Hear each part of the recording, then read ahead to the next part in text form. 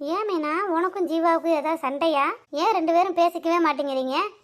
நீயே சாப்பிடாம மயக்கம் போட்டு விழுந்து ஹாஸ்பிட்டல்லாம் போய் அட்மிட் ஆகியிருக்க. என்னதான் பிரச்சனை உங்க ரெண்டு பேத்துக்குள்ள? அவ ஏன்ட்டே கேட்குறீங்க? ஜீவா நான் நினைக்காத அளவுக்கு மாறிட்டான். லஞ்சம் வாங்கியிருக்கான்ட்டு. அவனுக்கு நல்ல நேரம் இருக்கிறனால தான் ஆஃபீஸர்கிட்ட மாட்டிக்காம தப்பிச்சிட்டான்.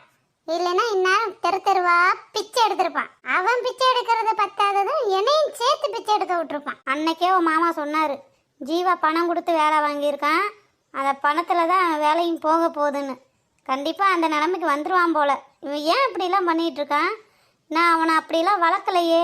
என்னத்த சொல்கிறது அத்தை, எல்லா வீட்லேயும் மாமியா மருமகளுக்கு தான் சண்டை வரும். ஆனால் நம்ம குடும்பத்தில் அப்படி இல்லை. நம்ம ரெண்டு பேரும் ஒத்துமையாக இருப்போம். ஆனால் உங்கள் பையன் இருக்காரு, நம்ம கூட்டு குடும்பமாக வாழக்கூடாதுன்னு அவர் சொல்லிகிட்டு இருக்காரு. ஏன்னா ஃப்ரீடம் இல்லையாம்மா. என் இணைய தனிமையே அப்படி வாழ சொல்கிறாரு. முடியுமா அத்தை? அத்தை அத்தை அத்தை மீனாக்கா. அட சொல்லு ராஜி, இங்க என்ன பண்ணிட்டு இருக்க? அத்தை நான் ஐபிஎஸ் முதல் தேர்வுல பாஸ் ஆயிட்டேன். மீனாக்கா நான் பாஸ் ஆயிட்டேன். அண்ணே கண்ணாடி போட்டானே, நான் பாஸ் ஆயிட்டேன். பாப்பா நான் பாஸ் ஆயிட்டேன். என்னம்மா நீயே பாஸ் பண்ண மாதிரி பீத்திக்கிற? டைரக்டர் உன்னை பாஸ் பண்ண வச்சிருக்கிறாரு. அதானே ராஜி, டைரக்டர் பார்த்து என்ன முடிவு பண்றாரோ அதான் நம்ம. சரியா? நான் கவர்மெண்ட் ஆஃபீஸராக வந்திருக்கேன். ஆனால் நான் பாஸ் ஆனதையோ நான் எக்ஸாம் எழுதுனையோ டைரக்டர் காட்டலை. ஆனால் உனக்கு மட்டும் ஏன் இவ்வளோ முக்கியத்துவம் கொடுக்குறாரு? நீ ஒன்றும் உண்மையாக படித்து பாஸ் ஆகலை. சரியா?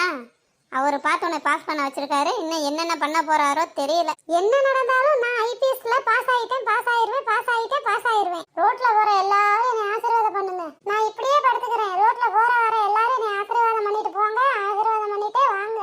ஐயோ என்ன மீனா ஆச்சு இவளுக்கு? மண்டகண்ட குழம்பி போச்சோ? அதான்ட்டு எனக்கும் தெரியல. நல்லாரு ராஜி, நல்லாரு. எந்திரி ராஜி, எதுக்கு இப்படி மென்டல் மாதிரி பண்ணிட்டு இருக்க? என் சந்தோஷம்லாம் உங்களுக்கு மென்டல் மாதிரி தெரியுதா? போங்கக்கா.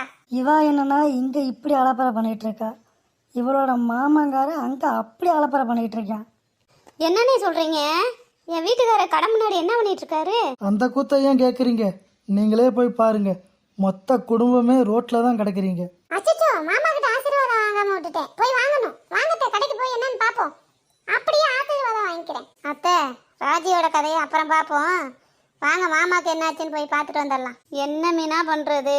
ஜீவா ஒரு பக்கம் லஞ்சம் வாங்கிட்டு இப்படி திரியிறியான். ராஜி என்னன்னா பாஸ் ஆகிட்டேன்னு பைத்தியம் ஆயிட்டா. உன் மாமா என்னன்னா அவரே படிக்க வச்ச மாதிரி பந்தா காமிச்சிட்டு இருக்காரு. ஐயோ என்ன பண்ண போறேன்னு தெரியல இந்த குடும்பத்துக்குள்ள இருந்துட்டு. ஆனந்தம் வந்ததடி ராஜி ராஜி. அப்பா உங்களுக்கு இவ்வளோ பெரிய மனசாப்பா? என் பொண்டாட்டி பாஸ் ஆனதுக்கு நானே கட் அவுட் வைக்கிறேன், ஆனா என் பொண்டாட்டிக்காக நீங்க எவ்வளோ பெரிய கட் அவுட் வச்சிருக்கீங்க. நீங்க எங்கேயோ போயிட்டீங்கப்பா. ஏயா, உன் கூட எத்தனை வருஷம் குடும்பம் நடத்திருப்பேன். எனக்கா இந்த மாதிரி நீ பண்ணியிருப்பியா சொல்லு? இப்போ உன் மருமக பாஸ் ஆகிட்டாலாம், கட் அவுட்டை கடையே தெரியாத அளவுக்கு வச்சிருக்க. என்ன ஊர் உலகத்துல யாருமே பரிச்சை எழுதாத மாதிரியும், ஒரு மருமக தான் முத போலீஸாக ஆக போறாங்கிற மாதிரியும் இந்த ஆட்டம் போடுறீங்களே. எப்பா சாமி, என்னால முடியல. அதானே, நானும் கவர்மெண்ட் வேலை தானே பார்த்துட்டு இருக்கேன். எனக்கெல்லாம் இந்த அளவுக்கு பில்டப் கொடுக்கல. இது என்ன நியாயம்? இது சரியில்லை, நான் சொல்லிட்டேன். ஏ சும்மா அருடி. என் மருமக பாஸ் ஆயிருக்கா, நான் என்ன வேணா பண்ணுவேன்.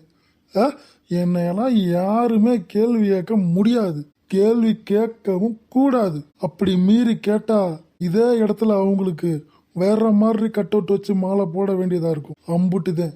எதுக்கு வம்பு? நம்மளும் ஒரு வாழ்த்து சொல்லிடுவோம். ஆமாத்தே, நானும் ஒரு வாழ்த்து சொல்லிடுறேன். அப்புறம் கடைசியில மீனாக்கு சந்தோஷமே இல்லை, போராமப்படுறாங்க அப்படி சொல்லிடுவாங்க. வாழ்த்துக்கள் மருமகளே. நானும் உனக்கு ஒரு கட் அவுட் சமையல் கட்டில் வச்சிடுறேன், கவலைப்படாத. வாழ்த்துக்கள் ராஜி. அந்த பயம் இருக்கட்டும். நான் என்ன சொல்றேனோ இந்த நாடகத்துல அது மட்டும்தான் நடக்கணும். நான் மக்களே சரிதானே? அப்புறம் என்ன, சப்ஸ்கிரைப் பண்ணிக்கோங்க.